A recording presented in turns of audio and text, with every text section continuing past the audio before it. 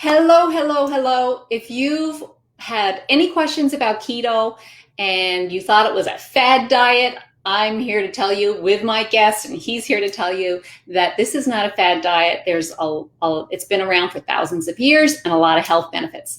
I'm Jane Hogan. I am the wellness engineer, and my journey with rheumatoid arthritis took me from my 30-year engineering career to now being a health coach where I help people release inflammation, pain and inflammation naturally. This show is Wellness by Design, and it's all about helping people intentionally design a life that leads them away from pain rather than just reacting to the world around them. I am thrilled to have Ben Azadi as my guest today. He is a keto expert, and so he's the author of 3 best-selling books, and the names are The Perfect Health Booklet, The Intermittent Fasting Cheat Sheet, and The Power of Sleep. And he's also a health detective, and he's on a mission to help 1 billion people with their health. And I think that's such a noble mission. So he's also the host of the Keto Camp podcast, which is an excellent podcast, I can tell you. And he's got an amazing channel on YouTube as well called Keto Camp. And this is Camp with a K. He's got it on a shirt there. So Ben, welcome to Wellness by Design. I'm really thrilled to have you here. Thank you, Jane, for the introduction. I'm grateful to be here. Let's design some wellness together. Yeah, I love it. So you and I have both designed our wellness, right? Because we had a time when we weren't well, and now we are well again. So tell me a little bit about your story. Absolutely. I'd be happy to. Yeah. So growing up here in Miami, Florida, I was pretty much left to my own devices, meaning my parents were divorced. My mom worked 3 jobs. A couple of those jobs were at Kentucky Fried Chicken. So I would eat a lot of leftover food she would bring home, fried chicken, and I hung out with the wrong crowd. I ate a standard American diet.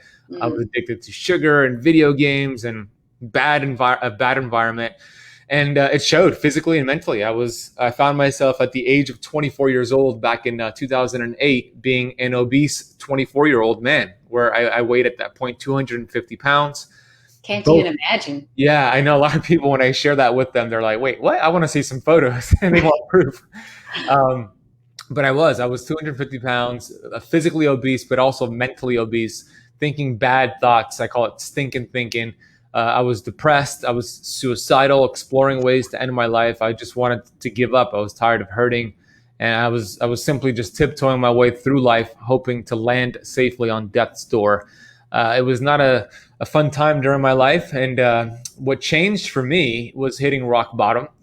I wanted to give up on life, but I didn't want to do that to my mom and family. So it stopped me from pursuing that. So I ended up getting into books. I started to read some books from authors like Dr. Wayne Dyer and Bob Proctor and Earl Nightingale, Jim Rohn, incredible authors, and several others. Yeah. And it really helped me take ownership, Jane. It helped me take responsibility. And that word responsibility it's so important. And that means your ability to respond to life, circumstances. So up until that point, my ability to respond was the victim mindset. I was blaming my genetics. I was blaming my enabling family members. I was blaming the environment, whatever I could get my hands on. But reading these books really empowered me to help me understand that I am responsible for my results.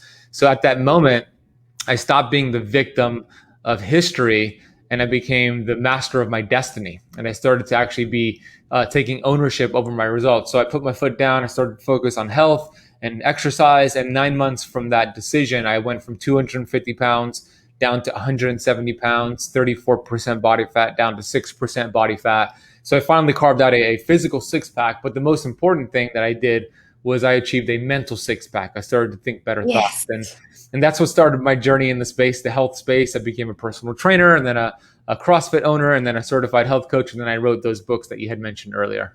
Yeah. Oh my gosh. Fantastic. I love this taking responsibility. And as you said, it's the ability to respond. And that being in that position is so different than feeling like a victim. And oh my gosh, your journey really mirrors mine in that transformation that takes place in your head is what changes everything.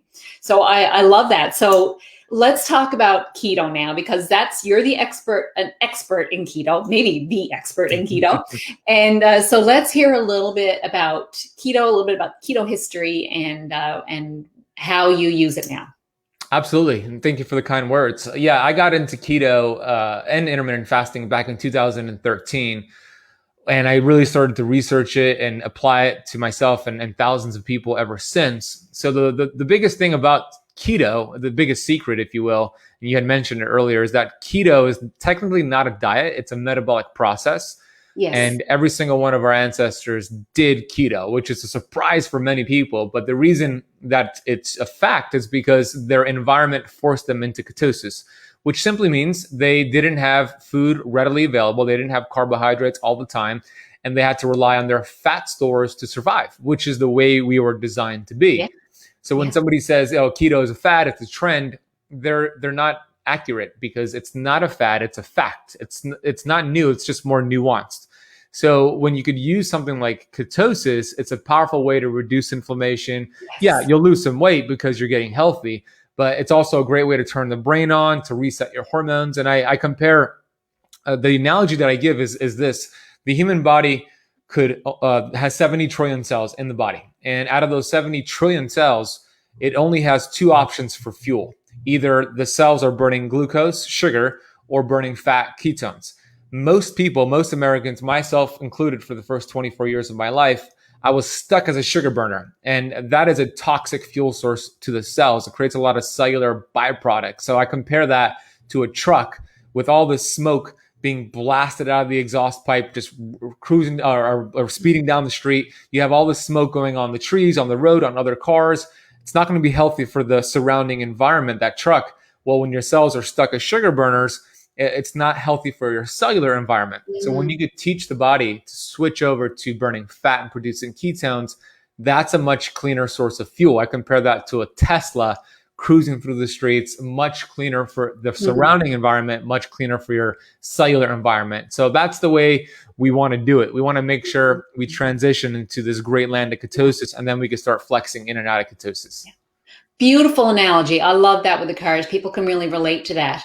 And one thing a lot of people don't realize, and I know because I've seen the studies and I'm sure you have as well, when we are using fat for fuel, ketones for fuel, instead of the sugars, we actually get like about a 33% increase in energy as well, from right at the cellular level, our mitochondria that are producing our energy, right?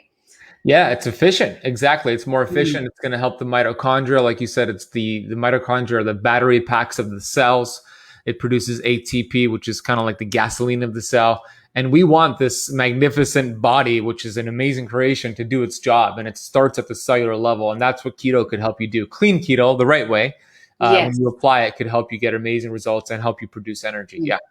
Let's talk about that. Clean keto versus dirty keto. Yeah, that's a great question and a great topic, because there's not one way to do keto. There are several ways to do it. If somebody goes on Dr. Google and they type in what is the keto diet, they'll get over 200 million results. And there's not one article will say something different. One health educator will say something different. So the way that I teach it, the way that we teach it here at Keto Camp, is to focus on cellular health. So there are fats on keto that could technically get you in ketosis, but they're not healing your body. They're actually creating more inflammation. So you might lose some weight, you might get into ketosis, but you're shortening your lifespan and you're increasing your chances of disease. So these are very unstable fats like vegetable oils, industrial seed oils. They're very rancid, the way that they process them, and the body cannot even use them for energy. So they get gunked up on our cells and cell membranes, and they create cellular inflammation for 6 to 12 months. You could remove them completely from your diet today, and it'll still have an effect for the next 6 to 12 months. So these are bad, dirty fats. And if we could convert to more stable fats like avocado oil, coconut oil, grass-fed butter, grass-fed ghee, grass-fed beef, and duck fat, things that are more fats that are more stable, the body could use that for energy. So then, yes, you'll get into ketosis. You'll burn fat, but you'll also reduce inflammation. A healthy ketosis. What about olive oil? You didn't mention that. Olive oil is up there. I love olive oil. Okay. Yeah. All right. Real olive oil, though, not olive oil that has been cut, because a lot of them have been cut with canola. Yes, yeah, I know. It's like the quality really matters, right? Of the fats that you get.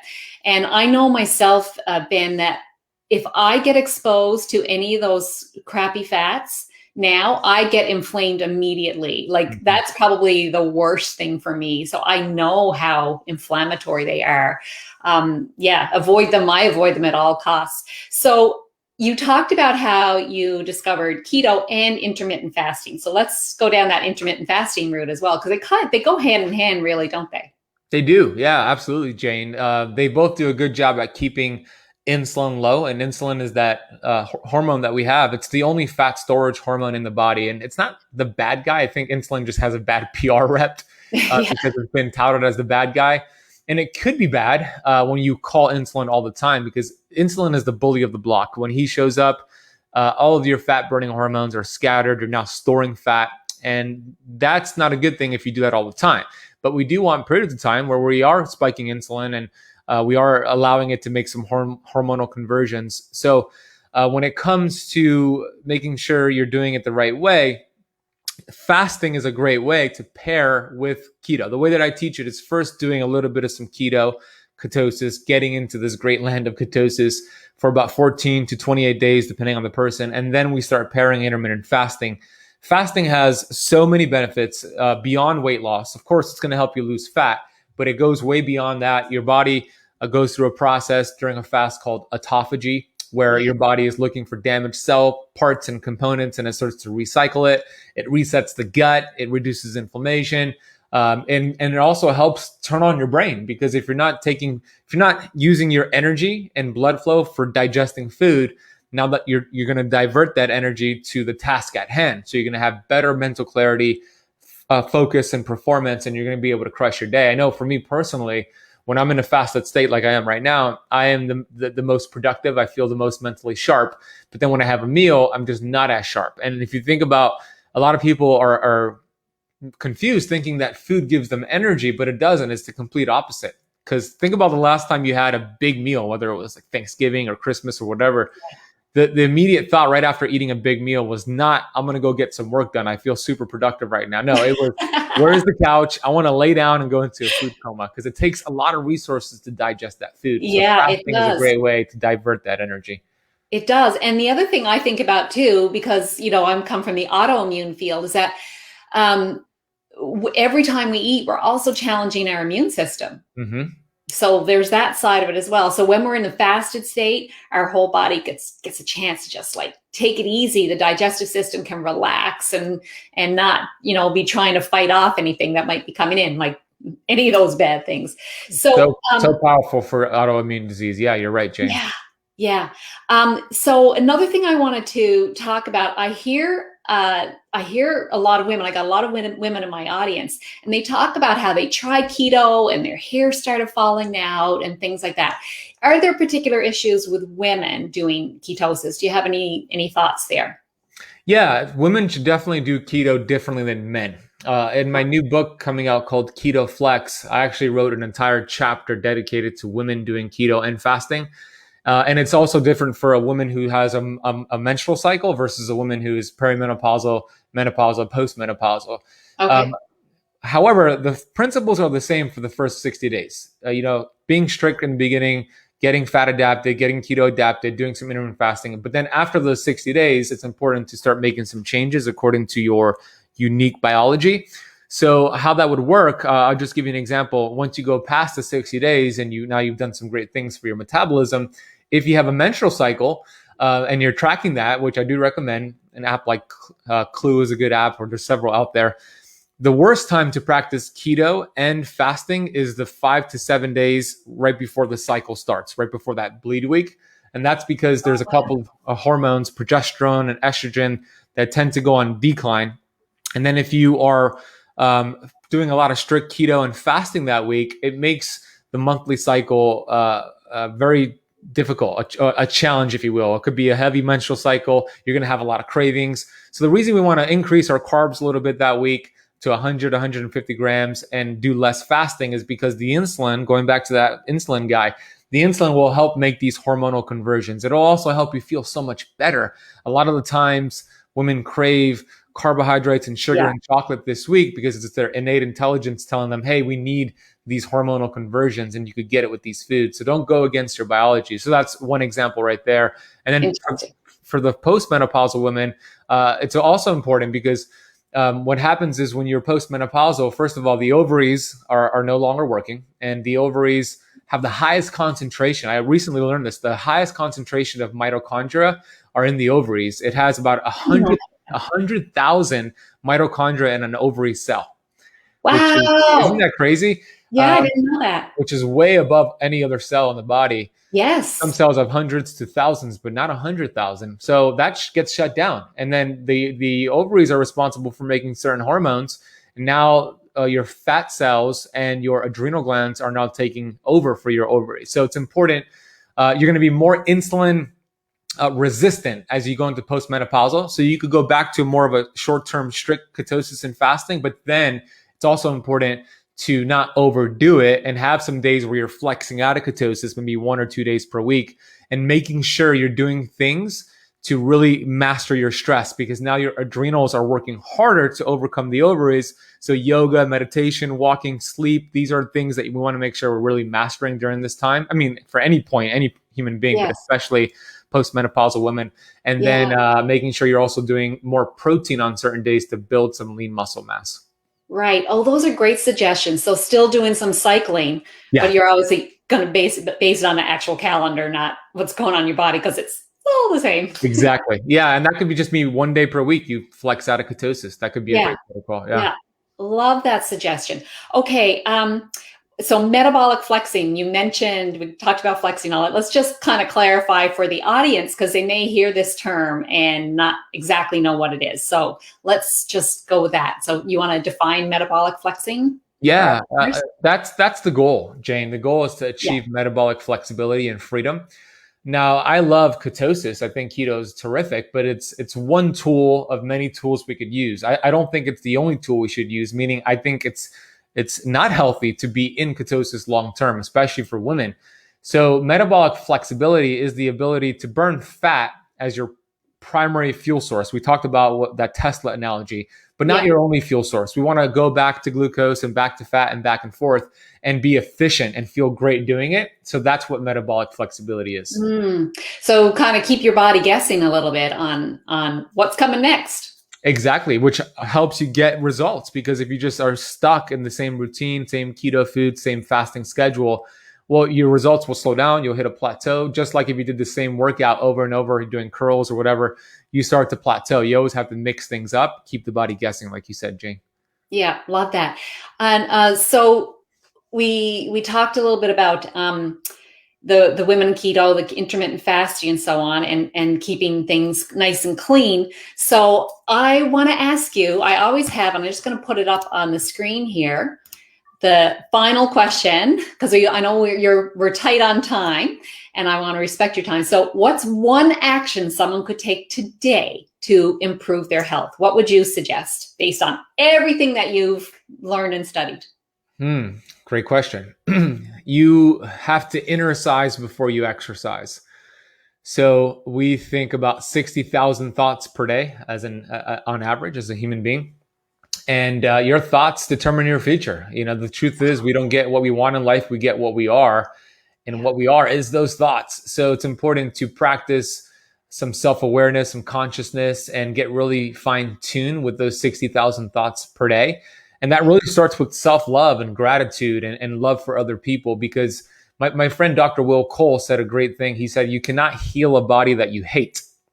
And I would take that a step further and say, you cannot heal a body that has any hate. So like hate for yourself, we don't want that, but hate for other people, living in fear, watching the news all the time. These are things that are going to prevent you from healing.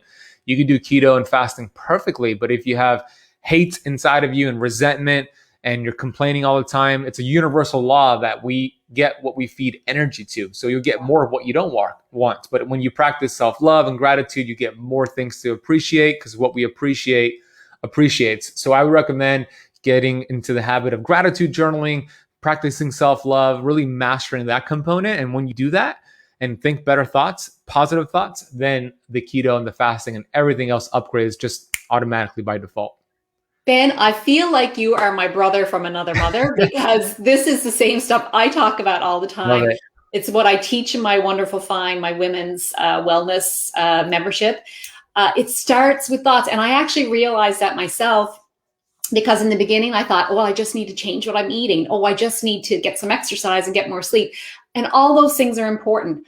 But it's those thoughts that are going around in your head that will keep you in illness, will keep the inflammation going. And people don't realize, I don't think, the power, but the more I study this, the more I see it. It's amazing to me. And when I really looked back at my own journey, and maybe you can look at yours as well and see, it was probably starting with these thoughts right from the beginning of, not having some resentments, not feeling good enough, whatever it is. And so we need to really work at those and change. And when those things, I love what you said, the inner, doing Inner the thighs inner, before you exercise. Yeah. the inner size before the exercise. That is perfect. I love it. So Ben, I know you've got another show to host now. You're on Clubhouse, Yeah. and you're hosting a show there. So you can, everyone, you can tune in to Ben on any of those channels, his YouTube channel, his podcast. He's on Clubhouse. And I'll also share all the links where you can get in touch with him. And I know you've also got a free masterclass, which people can get it's the ketosismasterclass.com. And that's valuable free resource as well. So Ben, thank you so much for everything that you're doing in the world, this beautiful message that you're sharing. And I know that you're so sincere, and I really applaud you for the work that you're doing and spreading this to the 1 billion people you're going to reach. So thank you so much for being on Wellness Time. Thank you, Jane. I had a great time with you. You're doing great work with your community. It's so important to talk about the mindset. So kudos to you. Not a lot of people do that. And I had a blast with you. We'll do it again sometime soon. We'll make sure the technical difficulties are out of the way. We had some issues with that, but we're good. And this is a great interview. So thank you. Thank you so much, Ben. And thanks for watching, everyone. And if you have any questions or comments, you can throw them in there, whether you're watching live. I know we got some people watching live or watching on the replay. All right. Have a great day. Bye.